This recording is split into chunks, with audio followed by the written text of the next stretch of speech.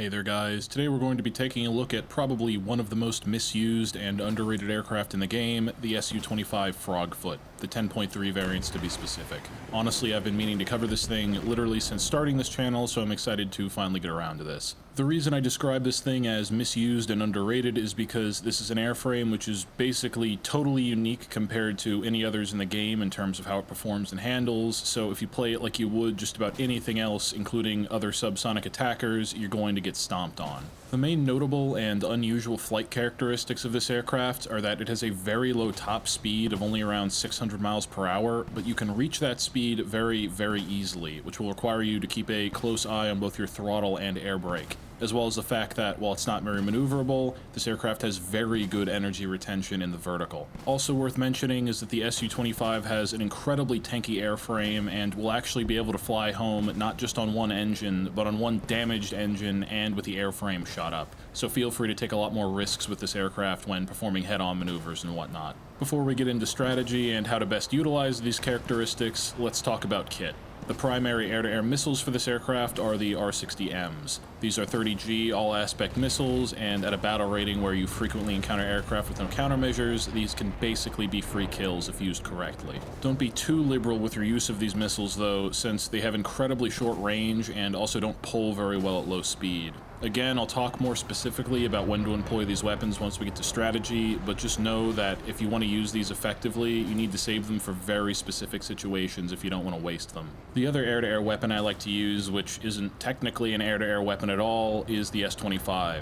This is a very high-velocity rocket with almost 60 kilograms of high explosive in the warhead, which can be set to detonate on airburst mode. The easiest way to adjust this setting is to go to the test flight menu, and you can find the setting under the gun targeting settings and the fuel settings. My preferred activation distance for these is 1,000 meters, since this should keep you out of the range of the enemy's guns in most cases. These rockets give you a very powerful and effective head-on attack weapon in the absence of radar missiles, which against aircraft moving at very high speed will be nearly undodgeable.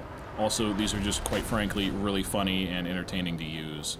As for the range to fire these missiles, 1.8 kilometers is my max. This would be against supersonic targets where both of you are traveling at about top speed, down to an absolute minimum of 1.2 kilometers against very slow subsonic targets. In most cases, it will be somewhere in between these ranges, and this might feel a bit difficult to get the hang of at first, but trust me, after you get some practice, you'll start to get a good feel for it, and eventually you'll be able to gauge these ranges by intuition alone. Also, I will mention, at the time of this recording, explosive damage in general is acting a bit wonky, so sometimes you'll get basically a direct hit and nothing will happen, and other times it will go off nowhere near the enemy and still cripple them. I'd still recommend using these regardless, though. And then you have the guns. The primary armament of the Su-25 is the GSH-32. This is a twin-barreled 30mm cannon with a very high rate of fire and pretty high velocity. In addition to these though, I also like to take a pair of 23mm gun pods on the outmost wing mountings. These aren't strictly necessary and will negatively impact your flight performance somewhat, but bringing a pair of them will double your burst mass and create much more of a shotgun spread to your firing arc, both due to their location as well as them having different velocities to your 30mm cannon.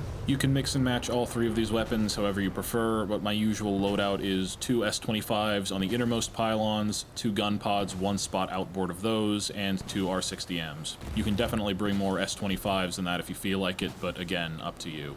In terms of your strategy for this aircraft, here's what I found worked best. So, because of this aircraft's very low top speed, you're essentially wasting energy if you try to fly at max speed on the deck. Instead, to gain as much energy as possible at the start of the match, I like to climb at 7.5 degrees, basically straight towards the center of the map, but a little bit off to one side, before leveling off at between 4,000 to 6,000 meters, just depending on what's advantageous on a given map. This will give us a really good opportunity to fire our R-60Ms down on top of people and catch them by surprise. Real quick, just a few notes about this opening stage. The first thing is that you want to stick relatively close to your teammates and basically use them as bait. The Su-25 is not particularly good at dealing with multiple enemies at once, so it's important not to charge in all by yourself. Also, if someone is focus firing on you from high altitude with radar missiles, just keep notching them and try to drag your opponent in close. From there, try to slow them down and ideally let your teammates deal with them if possible. If you can't do that, I'll be going over dogfighting tips at the end of this video. Another thing, your S-25s also work well at high altitude too, since the thinner air at higher altitude makes it more difficult to maneuver out of the way. However, against radar missiles, this will usually result in a trade. Anyways, assuming you follow this route and nobody with radar missiles decides to diddle you, you'll want to cut your throttle back to around 75% when you level out so that you don't overspeed, and then you'll start looking for targets of opportunity. The best targets are going to be enemies below you who are either in flareless aircraft or enemies engaging your teammates who are not paying attention. These are going to be the targets you want to use your R60s on. R60s really don't seem to work very well at higher altitudes due to the thinner air, and also firing them down on top of people compensates for their range problem somewhat, so this is the most effective way to make use of them. Generally, you'll want to fire from between 2 to 3 kilometers if possible. If you expend all of your R60s, the next targets you want to look for are fighters who have slowed down to turn fight. If you can third-party them and knock them out earlier with your guns, it's going to swing things significantly in favor of your team. I know this opening set of moves might feel a little bit scummy, but the element of surprise is going to pretty much be your greatest weapon for getting kills with this aircraft, and also, like I said earlier, this thing will not do well against multiple enemies, so it's important to stack things in your favor early on. Once you're down on the deck like this, if most of your team has been wiped out already, not gonna lie, you're probably screwed, but if that isn't the case, you'll want to start looking for either slow targets engaging your teammates or lone targets which you can bait into a 1v1. If you have any S-25s left, these can sometimes be used to end these engagements right from the onset, but if that doesn't work and you do get into a dogfight, here's how you want to deal with it. So like I said, the Su-25 does not turn super well, so getting into a rate fight is really not what you want to do most of the time. And quite frankly, if something maneuverable manages to park itself right off your ass, you're probably going to die. There is still something you can do to deal with these types of enemies though, and that is to take the fight into the vertical. In a sustained vertical loop, the Su-25 pretty much just doesn't lose energy or stall out, whereas something like the MiG-21 is going to start choking pretty quickly. So if you merge with someone in a medium to low energy state, start turning but not too tightly, and get them to start bleeding energy.